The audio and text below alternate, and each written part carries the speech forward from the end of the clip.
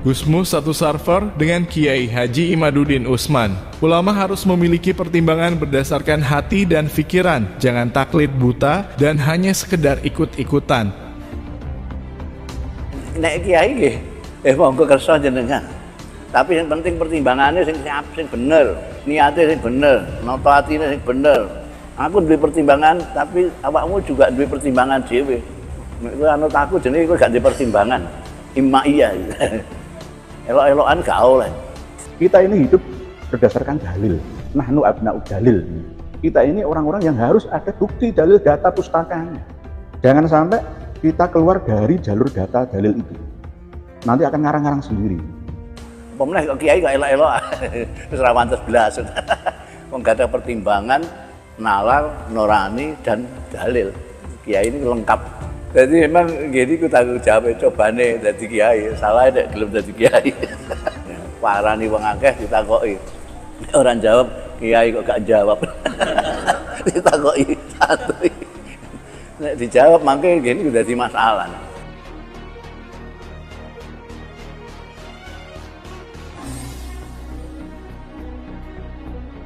Polemik tentang tidak terbuktinya nasab kaum Habib sebagai zuriyah Rasulillah sepertinya telah memasuki ranah perselisihan antar ulama, yang mana antara ulama satu dengan ulama lainnya sudah mulai saling menyalahkan metode penentuan nasab kaum Habib sebagai keturunan baginda Nabi kita. Bermula dari postingan Rumail Abbas yang menampilkan foto Gus Baha, kemudian di situ dituliskan bahwa Gus Baha berkata orang itu kurang kerjaan, teorinya tidak masuk akal, yang kemungkinan perkataan tersebut ditujukan kepada Kiai Haji Imaduddin Utsman. Maka Kiai Imad pun kemudian menunjukkan kelasnya dengan mengkritik perkataan yang katanya itu diucapkan oleh Gus Baha dengan tulisan yang berjudul Ulama Kok Taklid Buta. Jika seandainya yang diposting Rumail Abbas itu benar adanya dan tidak mengada-ada, maka kita paham tulisan Kiai Imad memang ditujukan kepada Gus Baha, karena Gus Baha telah serta-merta mengisbat nasab kaum Habib keturunan Ubaidillah sebagai zuriat Rasulillah menggunakan 2 kitab abad ke-10 Hijriah tanpa menelusuri kebenarannya.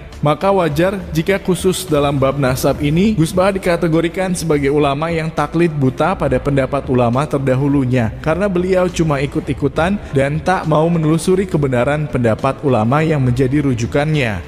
Di awal sudah kita tampilkan dauh Gusmus tentang bagaimana seharusnya sikap seorang ulama yang posisinya adalah pembimbing bagi para umatnya. Meskipun dauh Gusmus itu terkait bagaimana seharusnya sikap ulama ketika dihadapkan pada beberapa pilihan calon pemimpin di negara kita, namun rasanya dauh Gusmus juga berlaku untuk para ulama menyikapi hal yang lainnya, termasuk masalah nasab kaum Habib yang saat ini tengah menyeret nama Gus Baha. Seorang ulama ketika menentukan sikap harus berdasarkan pertimbangan hati, nalar, dan dalil yang kuat, sehingga pantang bagi ulama hanya sekedar ikut-ikutan atau taklid buta dalam bahasa Kiai Haji Imaduddin Utsman. Sikap Gus Baha yang serta-merta mengisbat nasab kaum Habib menggunakan 2 kitab yang ditulis pada abad ke-10 Hijriah jelas kita katakan adalah sebuah sikap taklid buta, karena beliau tidak mau tahu tentang adanya kitab yang lebih tua yang tidak pernah menyebut leluhur kaum Habib yang bernama Ubaidillah adalah putra dari Sayyid Ahmad bin Isa. Kita tidak perlu mengelak dengan mengatakan bahwa Rumail Abbas tengah berusaha membenturkan antara Gus Baha dengan Kiai Haji Imaduddin Utsman. Jika yang ditulis Rumail Abbas benar adanya, maka akui saja Gus Baha tidak berada di pihak kita, dan mulai sekarang kita akan lawan pendapatnya yang khusus membahas tentang nasab kaum Habib keturunan Ubaidillah. Kita sudah pernah menegaskan bahwa kita akan counter siapapun dia, tak peduli sealim apapun orangnya, jika nalarnya dikesampingkan ketika membela orang-orang yang hanyalah golongan keturunan pendatang dari Yaman. Kita sudah pernah mengkritik Habis Gus Kausar ketika beliau berkata seandainya kaum Habib adalah benar keturunan Rasulillah, maka kelak di yaumil kiamah Nabi tidak akan memandang kita karena kita dianggap sebagai pembenci keturunannya. Perkataan tersebut bagi kita justru menunjukkan bagaimana kacaunya nalar dia, karena perkataan tersebut menunjukkan seolah-olah Nabi adalah orang yang rasisnya luar biasa kepada para umatnya, sehingga ketika umatnya ada yang menuntut kebenaran suatu golongan yang mengaku sebagai zuriatnya, maka Nabi tidak akan sudi memandangnya di yaumil kiamah karena saking pilih kasihnya beliau kepada umat yang merupakan keturunannya. Meskipun seandainya benar golongan tersebut adalah benar-benar zuriatnya, apa iya Nabi serasis itu melabeli umatnya sebagai pembenci keturunannya dan tak akan sudi memandangnya di yaumil kiamah hanya karena umatnya menuntut bukti tentang kebenaran nasabnya?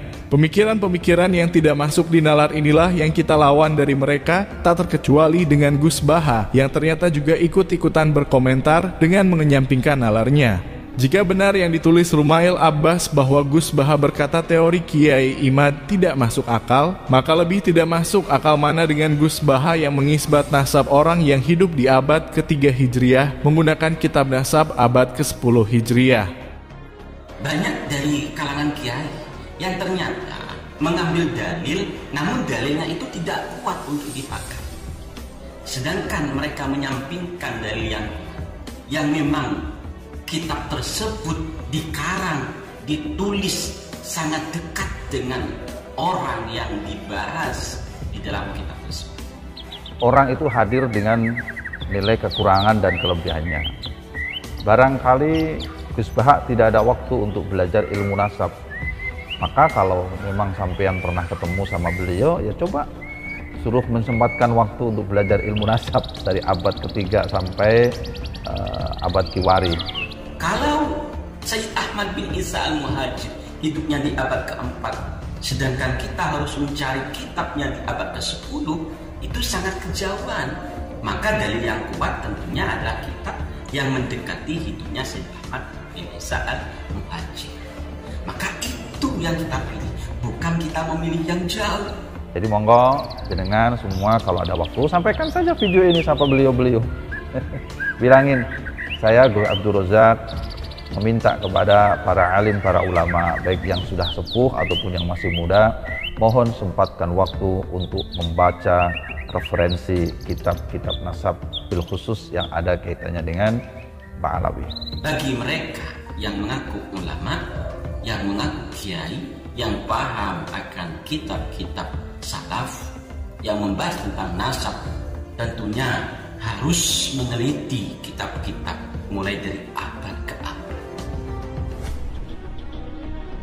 Memang sangat disayangkan ketika Gus Baha yang selama ini kita kenal sangat cerdas menyampaikan materi dakwah dibarengi dengan analogi-analogi yang sangat masuk di nalar manusia. Justru dalam hal nasab kaum Habib, beliau seolah mengesampingkan nalarnya yang selama ini menjadi ciri khas dalam setiap dakwahnya. Kita sebagai manusia yang masih waras otaknya, yang menghargai betul nalar yang telah dianugerahkan oleh Allah kepada kita, tentu saja kita tidak bisa menerima dalil yang lemah, yang tidak bisa diterima oleh nalar kita sebagai seorang manusia.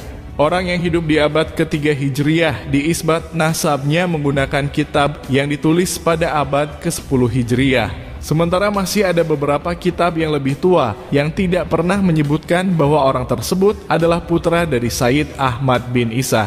Lalu kita disuruh percaya atau dipaksa taslim untuk mengikuti pendapat seorang ulama yang mengisbat orang yang hidup di abad ke-3 Hijriah menggunakan kitab yang ditulis pada abad ke-10 Hijriah hanya karena orang tersebut terkenal kealimannya. Seberapa hebatnya dia, sealim apapun keilmuannya, jika yang disampaikan tidak masuk di nalar manusia, maka sampai kiamat pun kita tidak akan pernah mengikuti pendapatnya. Kita adalah manusia yang dibekali akal serta pikiran oleh Allah Ta'ala, maka betapa tidak bersyukurnya kita terhadap karunia-Nya ketika akal dan pikiran kita tidak digunakan untuk memilih dan memilah kebenaran yang ada, hanya karena kita dituntut untuk taklid buta pada pendapat ulama yang belum tentu juga kebenarannya. Sikap taklid buta percaya begitu saja atas informasi yang didapatkannya tanpa menelusuri kebenarannya, meskipun itu berasal dari kitab karangan ulama, itu seperti kita mempercayai begitu saja berita yang dikeluarkan oleh media resmi yang diawasi oleh negara, padahal berita tersebut adalah berita dusta yang selamanya kita tidak akan pernah tahu seandainya kita tidak menelusuri tentang kebenarannya.